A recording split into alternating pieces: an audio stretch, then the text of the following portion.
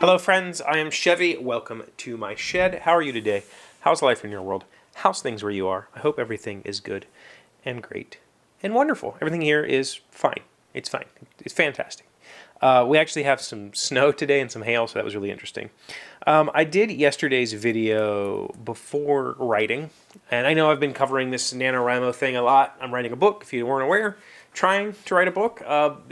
Whether anything comes of the actual book, I'm trying to do the 50,000 words during the month of November challenge that is NaNoWriMo. And I didn't start writing earlier yesterday. What I've been trying to do is wake up early. I mean, I get up about an hour and a half before work, which is now, a 5-second walk down the hallway. And I've been trying to write during that time, and some days it's successful, some days it's not.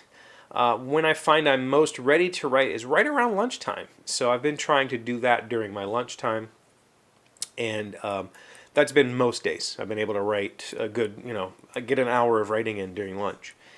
And then if I haven't got what I've written done, I will work at night. And I find that the best days that I've had so far have been kind of split days, where I'll start early and I'll write a few hundred words, maybe 600 words, 1,000 words, whatever.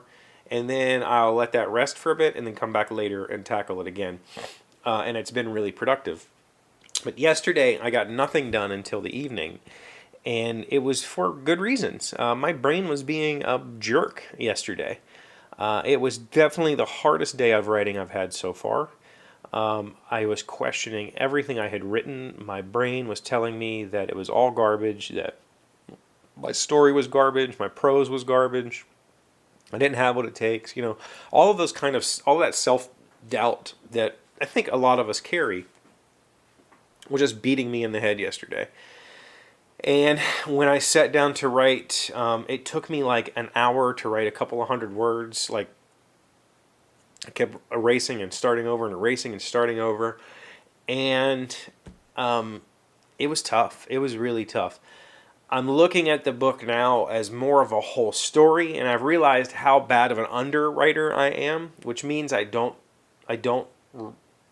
explain enough. I really don't explain much at all.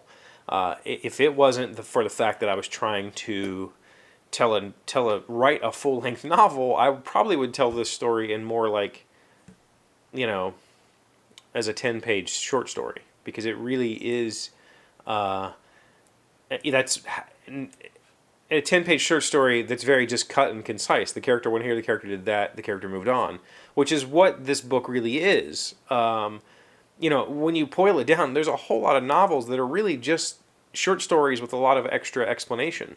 And I need to learn how to write that explanation. So yesterday I resolved myself to be a little bit more descriptive in setting the scene and describing more sights and smells and feels and, the weather, the environment, all of that sort of stuff. And when I first started, it was tough. The book that I'm writing is set loosely based on West Virginia, where I live. It's not necessarily set in any correct place here, but it's loosely based on it. So I'm very, very familiar with this area, and I'm very familiar with the types of settings that I've put the character in, and I can see them very clearly in my head. I can remember the sights and smells and all that stuff, but writing it's really difficult. And my brain was just telling me I didn't have what it takes. Like, I'm not cut out for it. And at the end of the day, I got my 1,667 words. I think I went over by about maybe 50 words yesterday, which has been the least amount. I've usually gone hundreds of words, or even one time I was almost double for the day. So that's died down, and I've just been kind of using that bank, and I've ran the bank dry yesterday trying to force this story out, and that is exactly what I decided to do. More than anything, this month is not necessarily about this particular story. This particular story is about a character that I'm really enjoying writing about. And it's about a world that I'm really enjoying writing in, but this particular story, I could just throw that away and start over and not care. And that very likely will be what happens. And I'll just start a new story with the same character in the same setting. And I'll work on this setting, I'll work on this character until I write something that I'm happy with. Maybe it is this book, maybe it isn't, I don't know.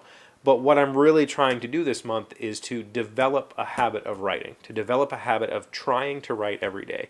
Even if it's just one sentence, even if it's whatever, that's what I'm attempting to do here. And the NaNoWriMo thing gives me that goal of 1,667 words a day. That's what it takes to write 50,000 words in a 30-day month. And I've been just trying to stick to that. And so when it came down to it, I decided I was going to get it done. And it took a lot of time. There has been more than once that I've written, the day's allotment of words in just an hour. Yesterday, I think it probably took 3 hours for me to get through 1,500 words or whatever. And it was tough. But in the end, I had some good ideas. I think I finally figured out, I've been trying to hint at something weird is happening in this area that the main character doesn't understand. And I think I finally figured out what that weird thing is. And I had a really fun time setting the stage for that, doing the foreshadowing for that and setting it up a little bit. I've been really enjoying that. So I'm not displeased with what I did yesterday. But the truth of the matter is I've realized that the pacing in this book is very weird. I mean, it goes like chapter 1, the main character is almost murdered, almost killed by some creatures. Chapter 2, we're going to have to fix that. Chapter 3, the main character and another character almost killed. Chapter 4, you're now an outcast. Chapter 5, the main character almost gets killed. Chapter 6, another character almost gets killed. There's no room for breath in this. And I realized that I could probably completely cut out one of those fight scenes. Doesn't need to be there at all.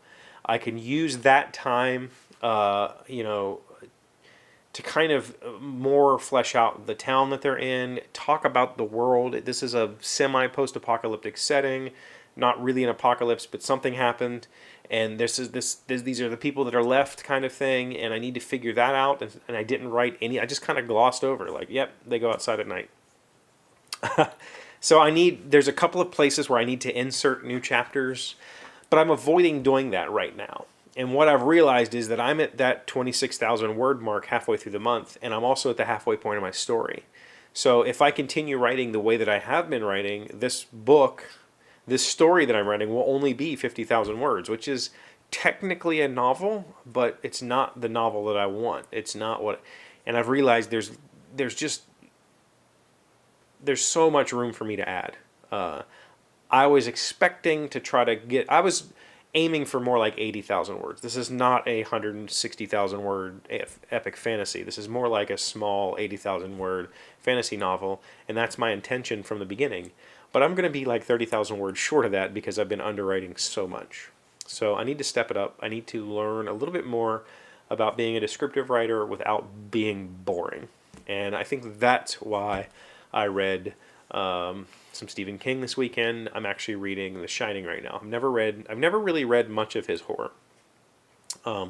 And the thing that I really want to study as I read his horror, he uses what I've discovered with King and the way that he unveils and unpacks what's happening to you is this very slow, deliberate process. He uses the fact that his books take time for you to read, and it takes time for you to get through it, and he gives you very interesting, fun scenarios to help you along, and during that he just trickles in the supernatural until the build-up, until it happens.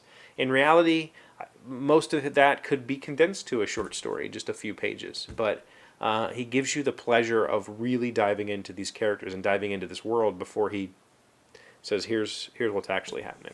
And that's what I need to learn how to do. So I'm going to keep reading and keep studying. More importantly, I'm going to keep writing the 1,600 or 1,700 words a day, because that's just what I have to do, and I'm treating it like a chore.